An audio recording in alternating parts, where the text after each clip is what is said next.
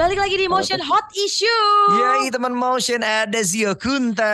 juga Venya Sherlita spesial di Motion Breakfast Reborn. Dan kita bakal ngobrol Betul. sama para expert soal fenomena yang lagi hot di Indonesia ya. Tapi Beh. sebelumnya nih, ini Zio nih mulai geram nih bro. Geram kenapa Rumah sih gue yo? kan jauh, Ven. Rumah gue jauh. Rumah gue Bukan di Ciledug. bukan cuma lo aja, rumah gue juga Oh di ya, rumah lu di Bintaro ya? Bintaro, Pak. Rumah gue di Iya. Ciledug. Nah, gue kalau misalnya berangkat kantor itu lewat Kebon Jeruk, Meruya situ ya kan, Mhm. baru nyampe nih Kota Tua. Nah, setiap gue ngelewatin di daerah pinggir tol gitu tuh Pesanggerahan, Aha.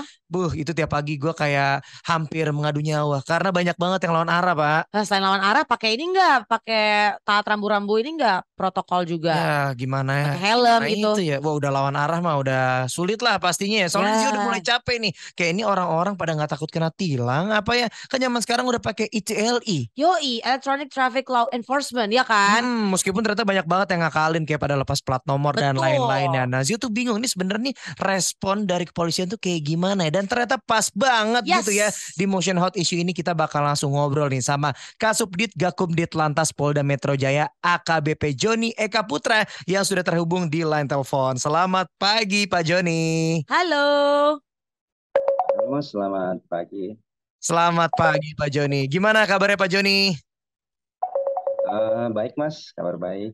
Kabar baik. Oke. Ini Alhamdulillah. kan kemarin sempat viral ya Pak Joni ya soal kelakuan masyarakat Indonesia nih Hmm. yang kayak udah mentang-mentang katanya tuh tilang manual sudah ditiadakan gitu Mm-mm. ya kan. Jadinya suka-sukanya gitu kayak nutupin plat nomor sampai ada juga yang nyopot plat nomornya juga. Nah, gimana sih pendapat dari AKBP Joni?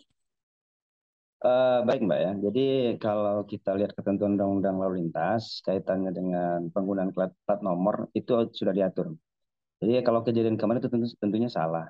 Mhm. Hmm. Kalau kaitannya dengan plat nomor sendiri itu diatur dalam pasal 280. Jadi kita sebagai masyarakat yang baik tentu kita harus menggunakan plat nomor yang sesuai dengan ketentuan yang dikeluarkan oleh kepolisian, baik dalam spek ukurannya, kemudian catnya itu sudah ada diatur dalam aturan tersebut. Jadi kalau kemarin itu ada sempat ditutup itu menyalahi. Tentu apabila kita berikan sanksi itu bisa dikenakan pasal 280. Namun saat ini kan memang kita sudah tidak memperlakukan lagi tilang secara manual. Mhm. Oke, tapi sebelumnya mau nanya nih Pak Joni. Ini kalau misalnya dari beragam macam yang ini cara ya Mhm. orang-orang mengkelabui ITLI kan bisa ditutupin kayak tadi tuh udah disebut ya dicopot plat nomornya. Itu Ya. emang beneran ternyata bisa lolos tilangan nih Hmm. AKBP Joni? Kalau misalkan untuk tilang etle memang mungkin bisa tidak terbaca Hmm. dikarenakan alat yang saat ini dipasang di etle tersebut itu membaca plat nomor. Jadi ketika plat nomornya tidak terbaca tentu data yang ditampilkan di database juga tidak akan tampil. Demikian. Oh, seperti itu. Nah, tapi ayo dong teman motion. Sebagai Yes. warga Indonesia yang baik loh. Ini buat kita sendiri loh ya. Ayo dong mungkin pelan-pelan dipatuhi lalu lintasnya. Kan sekarang kan demi memodernisasikan segala Benar macam banget. industri gitu ya. Biar lebih Contohnya sampai gampang. penilangan aja sekarang udah pakai kamera cuy. Oh iya, untuk Pak Joni mau nanya juga nih. Ah, Tapi dengan adanya ITLI di berbagai macam titik di Jakarta gitu ya. Sebenarnya yes. pengen nanya juga. Untuk kesadaran pengendara apakah meningkat AKBP Joni dari sebelumnya? Tentu dengan ada kebijakan ini ada terdampak juga. Jadi bagi masyarakat saat ini memang sudah ada peningkatan Hmm. yang saat ini jumlah penilangan meningkat lebih Oh, kurang 20-30%. Jadi tadinya itu lebih lebih kurang 400 tilang untuk tilang Mhm. ETLE sampai 500 satu hari. wow. Nah, dengan sebelumnya itu belum sampai, paling di angka 400 di bawah, 400 bawah. Oh, Jadi berarti tentunya kita cukup efektif mengimbau ya. para masyarakat, ya.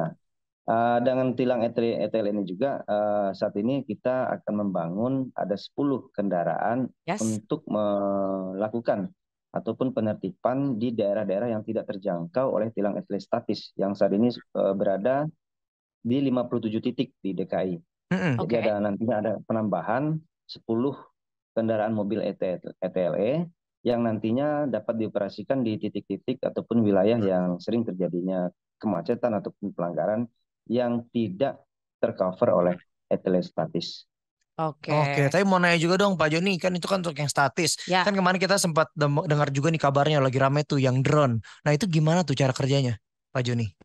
Kalau untuk drone saat ini memang belum kita bangun, namun kedepannya mungkin itu akan saja kita buat alat tersebut. Namun untuk sistem kerjanya sama dengan ETLE. Jadi ketika ada pelanggar, kemudian tercapture dengan pemasangan kamera NTR dan kamera AI, tentu hasil capture-nya tersebut pelanggaran-pelanggaran akan dikirim ke database ETLE nasional untuk dilakukan konfirmasi pengecekan data. Kalau memang itu ada pelanggar, kemudian dikirim surat konfirmasi ke alamat pelanggar yang sesuai dengan identitas kendaraan tersebut. Maka diberikan waktu 3 hari. Ini 3 hari pengiriman, kemudian ada waktu lagi 5 hari untuk konfirmasi.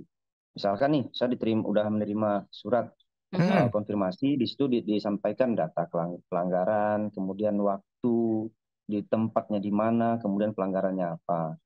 Nah, di situ kalau misalkan kita merasa, oh ini nih, saya melakukan pelanggaran, artinya kita melakukan konfirmasi, diberikan waktu 5 hari. Setelah 5 hari, tentu kita harus ada waktu untuk membayar denda sesuai dengan pelanggarannya tersebut. Jadi tergantung pelanggarannya apa gitu ya, AKBP ya, baru dikasih juga dendanya ya. Dan udah otomatis langsung kekiriman ke alamatnya. Yes, benar banget. Besok-besok mungkin kayaknya nih kita ada usul nih, kayak drone-nya juga harus ada ini, senapan ini yang buat binatang buas biar langsung tidur. Kalau misalnya nggak ada ini yang plat nomor palsu kan di detect nggak ada, langsung aja, gitu, ditiup langsung gitu tidur, iya. Gotong deh kita gotong. Bercanda ya AKBP ya, bercanda ya. Tapi yang pasti AKBP nih tadi kan udah kasih tahu juga sama kita tentang bagaimana yang dikasih sama pemerintah juga ya dari Polda Metro itu adalah 10 unit kendaraan ETLE juga ya. Dan ada juga dari kerja drone tadi ya diceritain juga. Nah yang mau kita tanya ini gimana sih sebenarnya cara kerja dari ETLE sendiri, dan misalnya ada pelanggaran yang dilanggar sama pelanggar gitu ya. Apa tindakannya nih kira-kira, selain apakah ada mungkin sistem poin katanya, ataukah mungkin selain dikasih denda apalagi nih? Baik, jadi beberapa pelanggaran yang kita lakukan penilangan secara ETLE itu seperti menerobos lampu merah, kemudian ganjil genap, kemudian tidak menggunakan sabuk pengaman, kemudian juga menggunakan handphone saat berkendara tentunya, kemudian batas kecepatan dan overload dimensi.